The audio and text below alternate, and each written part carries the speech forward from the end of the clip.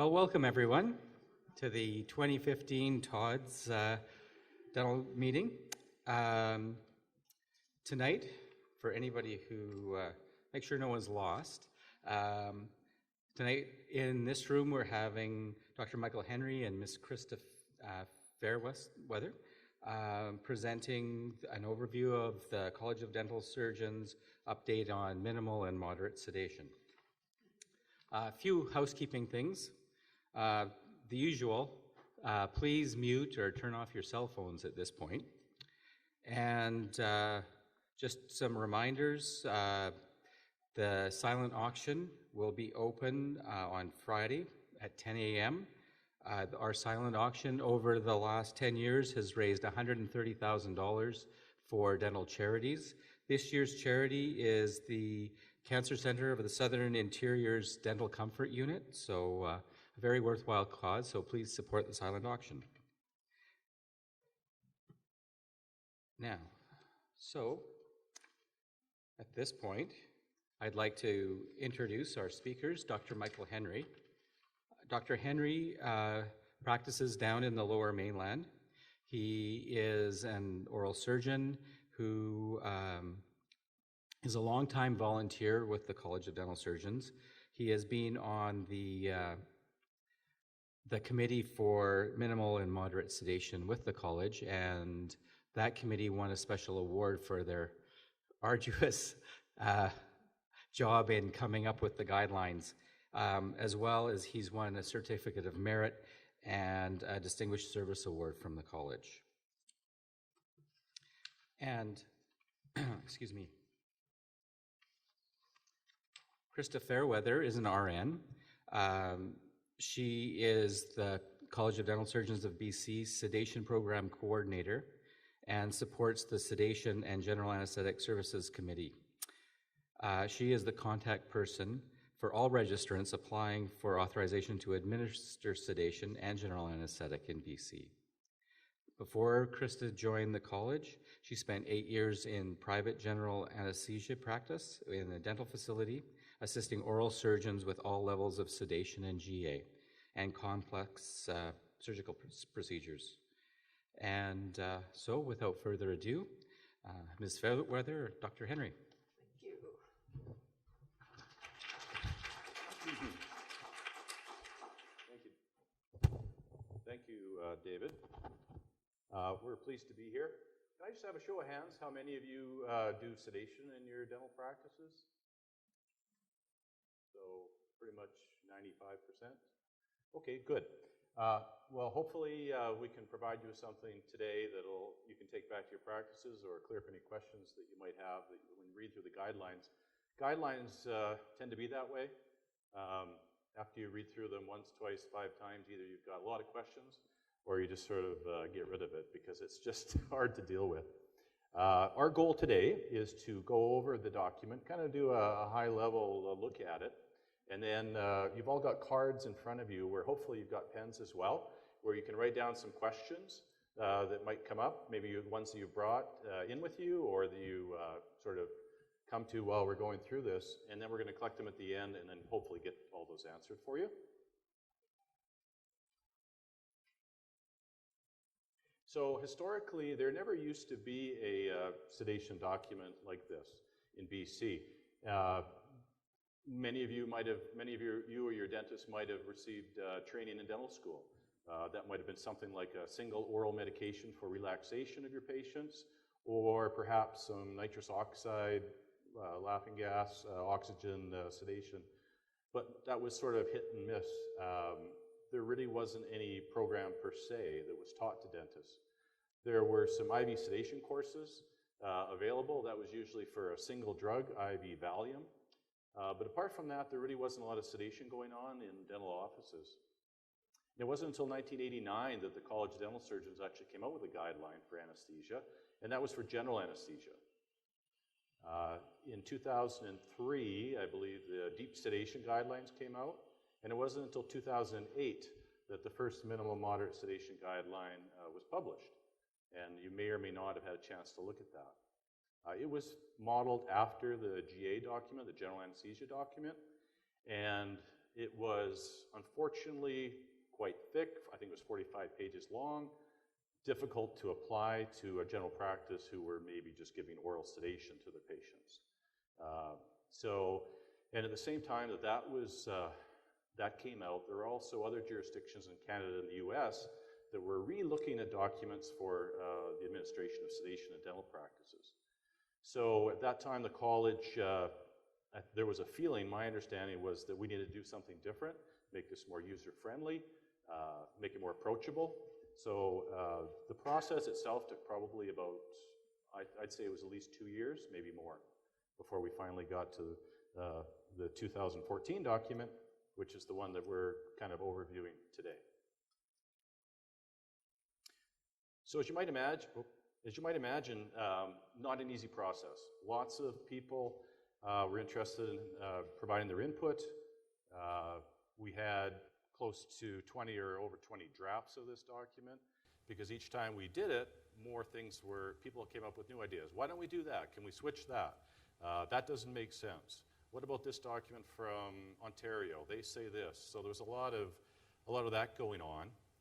Eventually we got to a final draft which we put out, and we received literally hundreds, I don't know how many exactly responses we got, but there was a good stack from a lot from the dental community, I'd say, and the BCDA, et cetera, et cetera.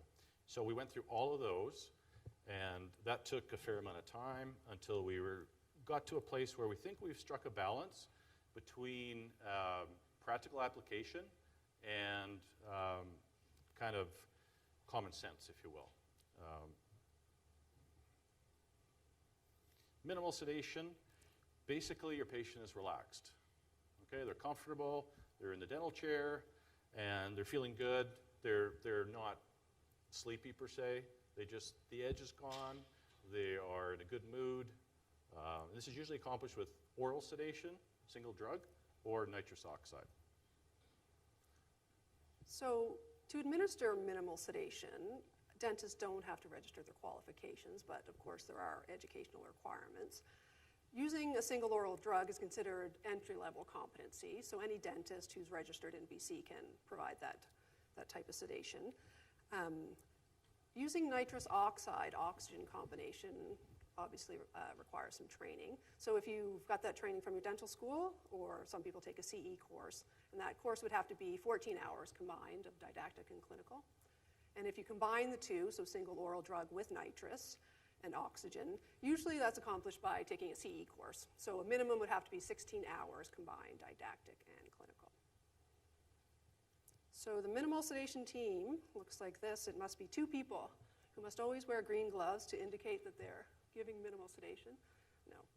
2 people, so obviously the dentist, who has the proper training and certification in CPR, and healthcare provider is the current standard.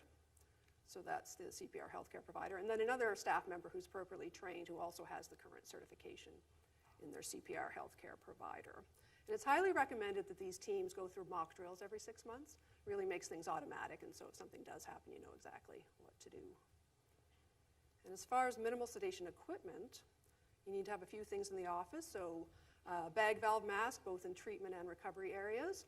An emergency medication kit, which is Appendix C. It's in your document you have in front of you there, and we'll look at that in a minute. Oxygen suction equipment, obviously, and an AED is highly recommended. And then you'll need some monitoring equipment as well. And this is what Appendix C looks like. We won't go through every drug. You can have a look at it. It's just a basic medication kit. And actually, the BCDA, this is what they recommend for any dental office, so they've taken that right from our document.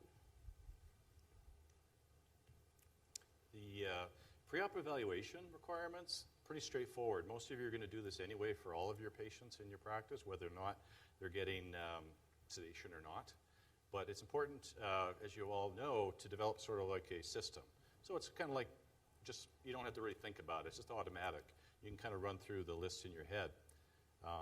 But I just want to tell a brief example of medication use this weekend. I got a call from a pharmacy on Saturday, and it was a pharmacist asking for a patient who wanted to fill a prescription. When I see my patients for wisdom teeth, we usually give them a prescription for a painkiller antibiotic ahead of time, and then they fill it, bring it, so they've got it at home. So I received this call, and And the pharmacist just said, did you know that this patient is taking methadone? And I said, no. We see the odd methadone patient now and then, but I didn't remember it. And I said, just in case, don't fill that, it was Tylenol 3, don't fill that prescription. So when I got back to the office on Monday, I just looked up his name, and sure enough, I pulled up his chart, and he had not listed methadone on his medication list. So I made a note of that, and on Wednesday he came in yesterday, and I just gave the note to my nurse, who we've been working together for about 10, 12 years, so she knows how we work well together, and we know how each other's thinks. So I just said, just kind of see what this guy has to say, right? And she asked him, do you take any prescription medication? And he said no. And then she said, well, you take any other medication? He goes, well, sure, I take methadone every day. I've been doing it for like 2 years. So it was just the way we asked the question. To him, it wasn't a prescription. It was just part of his life, or whatever you want to say. So I just wanted to say that that's an example of with medication use, how if I had not known he was on the methadone, I probably would have changed my technique somewhat. I would have given him a different post-op medication, for example. Okay? We do talk about the BMI and the sleep apnea issue, but with minimal sedation, I don't think it's really all that critical.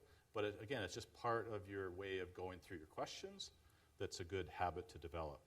And the other thing I just want to mention is a lot of this is written. So verbal, written, pre-op, etc. And with a lot of the meds we use for oral sedation, as you know, it affects their memory, and you want to document everything so there's no misunderstandings. The intra-op requirements, pretty straightforward stuff. The American Dental Association document had a nice little common sense, realistic description of how to monitor a patient. So for oxygenation, it's basically, are they looking at you, or are they have good skin color? Just straightforward stuff. Ventilation, are they breathing? Are they moving air? Can you see your chest rise? And circulation, it's just a before surgery and then an after surgery blood pressure. Some people say, well, what's the point of doing that? It's just a good habit to get into before and after. We're not recommending you do anything during the procedure. Post-op requirements, it's basically keep an eye on them.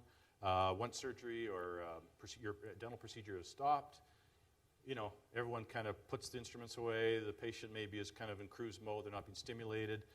And theoretically, they could become more sleepy than they were during the procedure when you were drilling or doing whatever. So the point is just always keep an eye on them. You can't leave them in the room and sort of hop out, bring your instruments, and leave them unattended.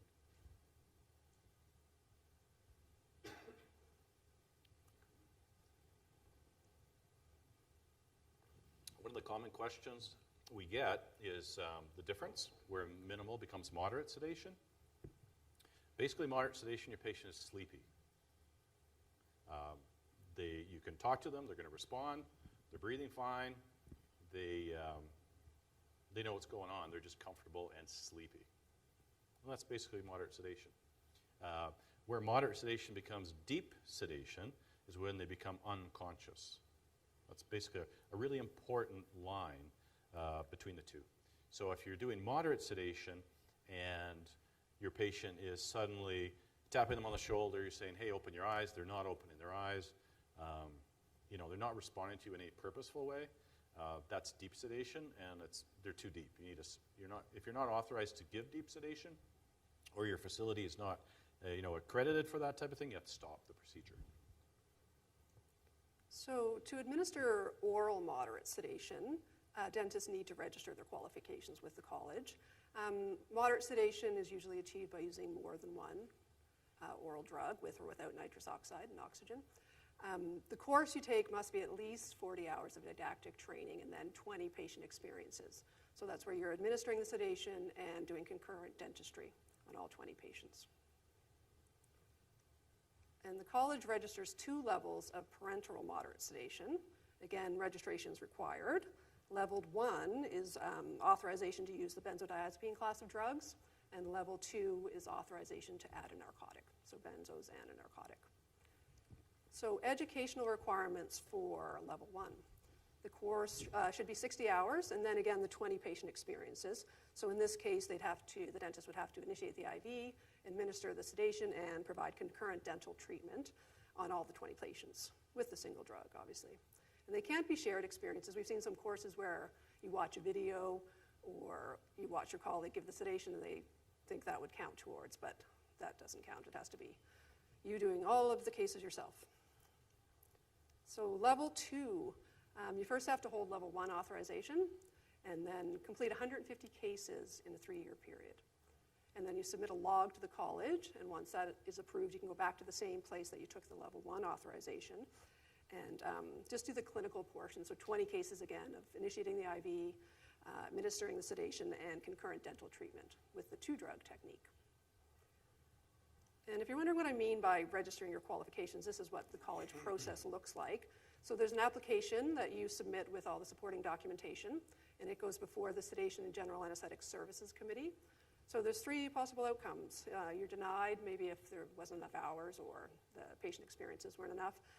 You're approved, you're ready to sedate, or sometimes they request more information. So that just means maybe it wasn't clear what the hours were or what the modality was. So sometimes a committee member will just go and call the course director, and usually those are resolved pretty quickly.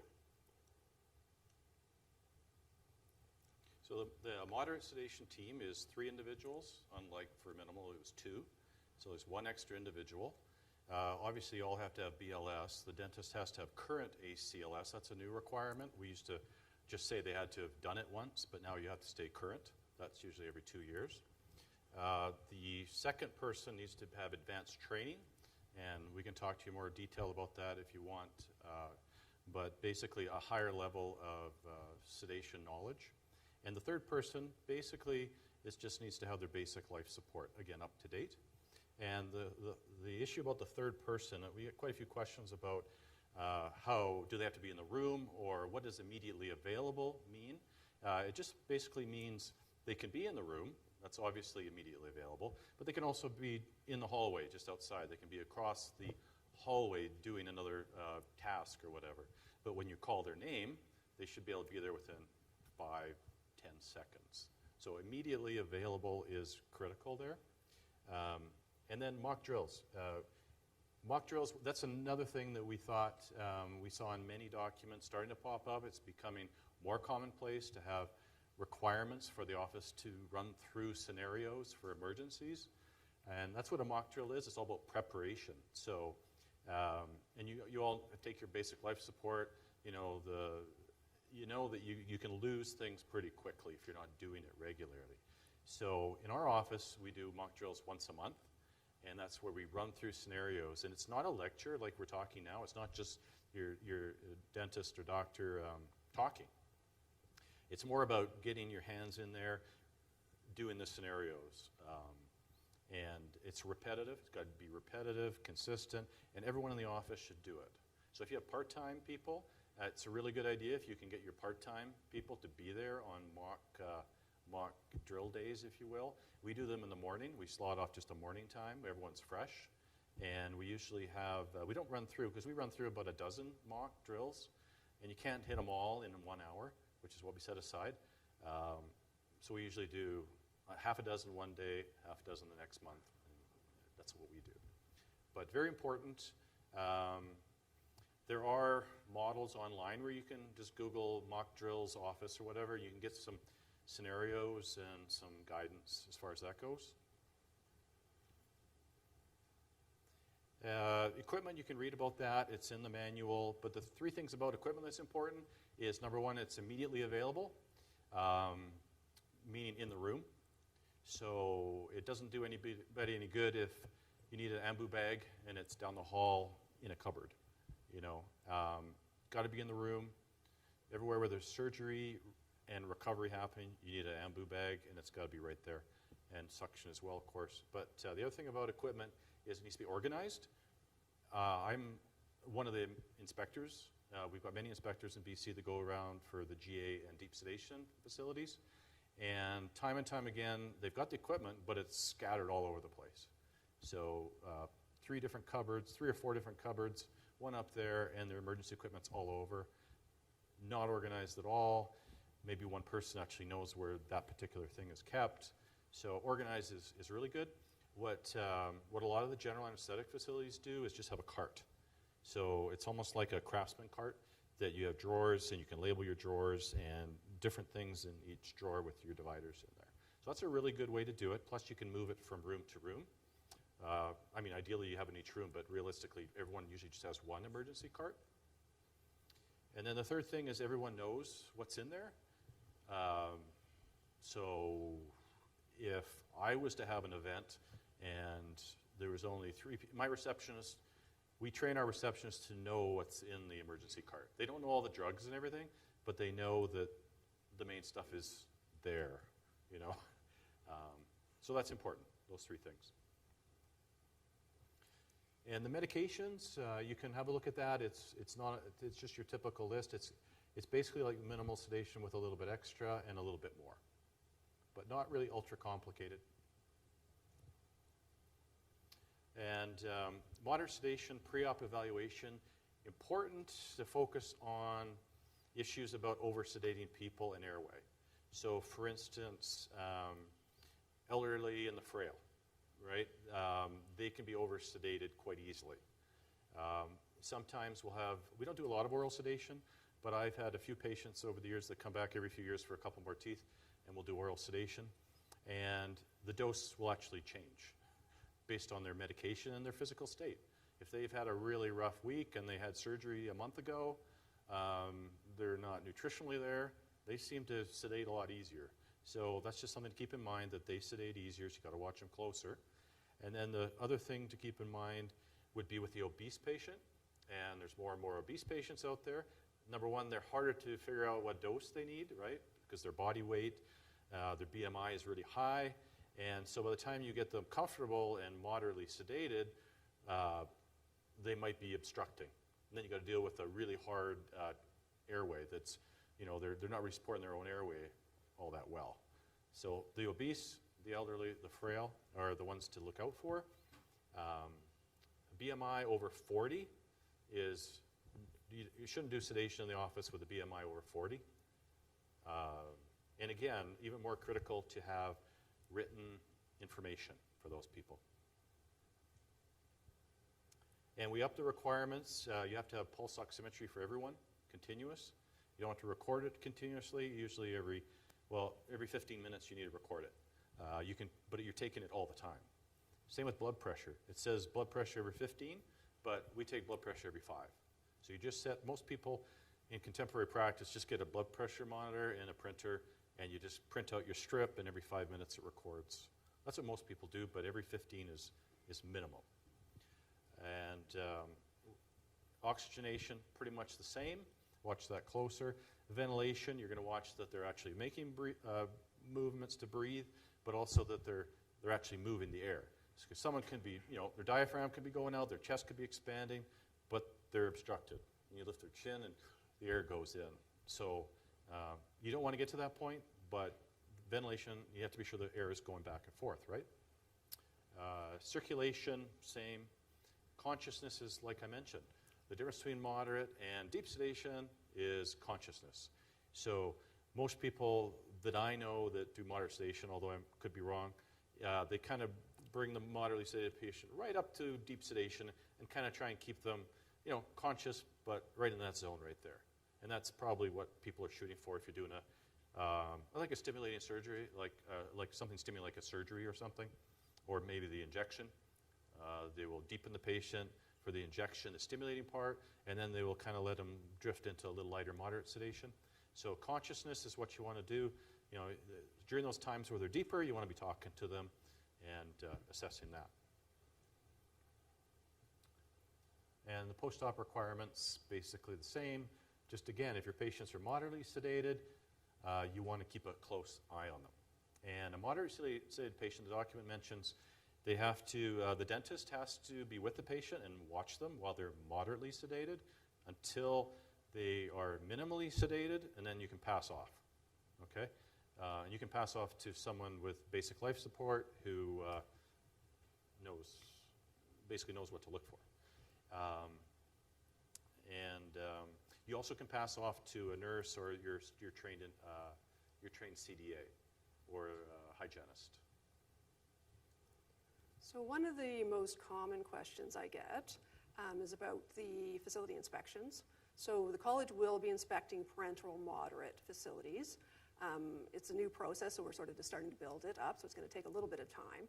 So as it stands right now, all offices must be equipped to the current standard, so everything in that document that you have is enforceable now. And parenteral moderate facilities must be on the register with the college. So just name and address. If you're not sure, just send me an email and I'll make sure, just so we can communicate with you what that process is going to be and what's going to happen when. So before we move on to questions, I just wanted to leave you with a quote that I found that I thought was appropriate. It's by Alexander Graham Bell, and it says, "Before anything else, preparation is the key to success." So if you have a question, and you could just write it on the card, and we'll come around and collect those, or if you just want to raise your hand, that's fine too. It's up to you if people are comfortable doing that. Any questions? David. With your experience or your advice in a minimal sedation office, would you recommend that patients are dismissed once the procedure is complete, be accompanied home, or is it okay to let somebody drive home or bicycle home or Right. bus by themselves? Yeah, I think if you're using nitrous oxide, I think most people are comfortable, and I think it's basically taught that you can let your patient go home on their own But with a benzo? with simple nitrous oxide. You know, watch them for 5-10 minutes, and then they're good. But a benzo, you definitely have to have an escort home. Yeah, for sure. Yeah. And Is there- actually, that begs the question. You also should have you should have a ride to the office as well. So if they are taking the benzo at home, for whatever reason, they really shouldn't be driving to the office and then having someone pick them up, right? Yeah.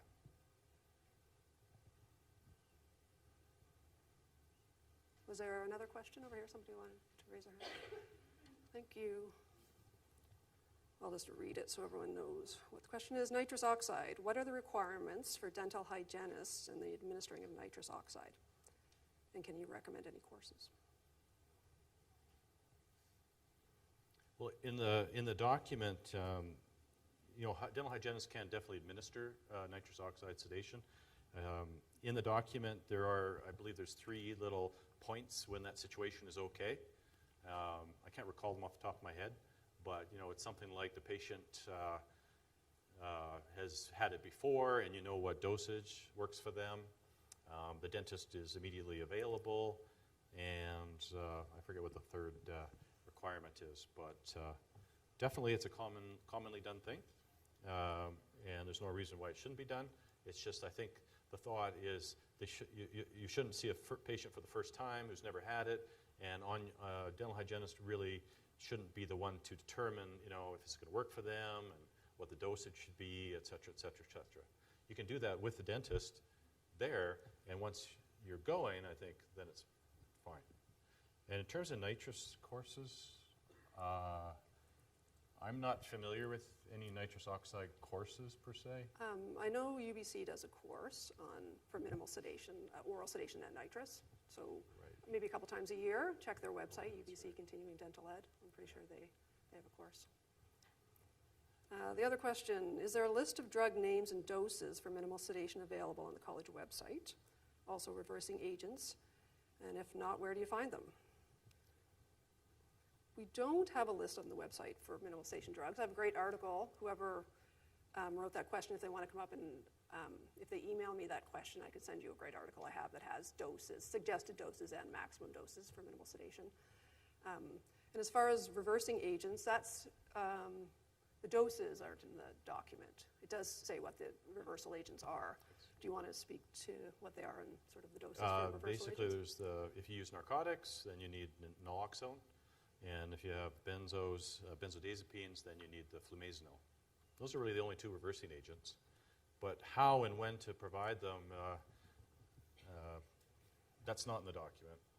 We didn't really want the document really isn't about prescribing technique, like how to do things. It's more of, that was the intent. So we probably won't be putting that in the document, but there are a lot of places where you can find that information. that related to this statement? No, actually, going back to the previous question, I just wanted to make sure a hygienist is allowed to administer under supervision nitrous, but not on her own. Is that right? Yeah, the dentist has to be in the office and under supervision of the dentist. You're right. Yeah. Yeah. Yes. Thanks for clearing that up for me. With respect to the monitors, are there going to be any changes? Do you foresee any changes in the near future to like having anything more other than the pulse and blood pressure? Do you need anything more advanced?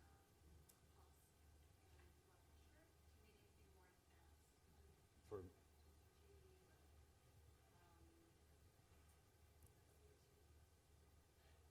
Is that for minimal sedation, you're wondering?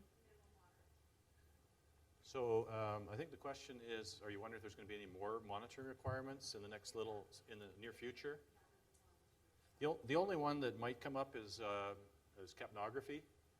And in the moderate sedation, you can monitor patient's ventilation by, I think it says, direct auscultation, like listening with a stethoscope, or CO2 monitoring with nasal prongs, or direct observation, right?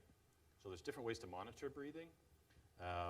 There is talk, I believe, that some jurisdictions are talking about making CO2 monitoring mandatory. Pardon me? Not right now, but they're definitely talking about it. So in the States, I think the new American Dental Association document's going to, I'm pretty sure if it doesn't already, it's going to require that. But I think that's more aimed at deep sedation, where your patients are losing their airway. Yeah, and whether or not that comes into moderate sedation, I don't know how quickly or what. I have some opinions on it, but that's the only thing I can think of. And I believe in the document for moderate sedation, you have to monitor a patient with an ECG if they have cardiovascular, any disease or concerns. So Yeah. that's part of it. Yeah. Anyone else? No other questions? No, I guess that's it. Okay. Well, that pretty much wraps it up. Thank you for your attention. And go out there and enjoy doing sedations and make them safe. Thank you. Thank you.